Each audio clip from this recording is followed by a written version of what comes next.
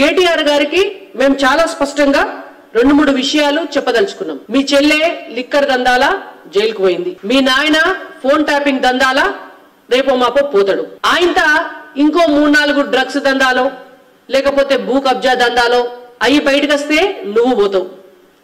కాళేశ్వరం బయటకు వస్తే మీ బావ పోతాడు. ఇది గ్యారెంటీ. మీరు తెలంగాణ ప్రజల సొమ్మును ఎట్లా దోసుకోవాలనో అట్లా దోసుకొని ఎంత అవినీతి చేయాలనో అంత అవినీతి చేసి ఎంత దోపిడీ చేయాలనో అంత దోపిడీ చేసి మళ్ళా మీదకెళ్ళి ఇవాళ బీజేపీ ఏం చేసింది, కిషన్ రెడ్డి గారు ఏం చేసినారు, బీజేపీ నాయకులు ఏం చేసినారు? అసలు నీకు గింతనన్న దమ్ము ధైర్యం ప్రజల పట్ల బాధ్యతే లేకపోయా. ఒక్క కిషన్ రెడ్డి గారే కాదు, ఆ రోజు మా ఇతర ఎంపీలు బండి సంజయ్ గారు కరోనా కిట్టేసుకొని కరీంనగర్ దవాఖానకు బాయ్. ఇవాళ బీజేపీ నాయకురాలు అప్పుడు గవర్నర్ తమిళసై గారు ఉండే.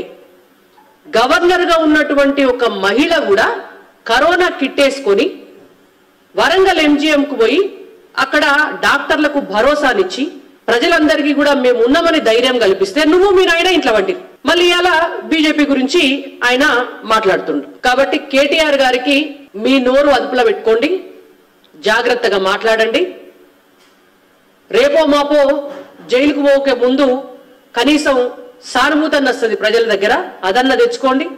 మీ ఫోన్ ట్యాపింగ్ వ్యవహారాలల్లా సినిమా సెలబ్రిటీలను మీరు వేధించిన అంశాలు ఇంకా ఇంకా మీరు చేసినటువంటి కథలన్నీ కూడా బయటకు వస్తాయి.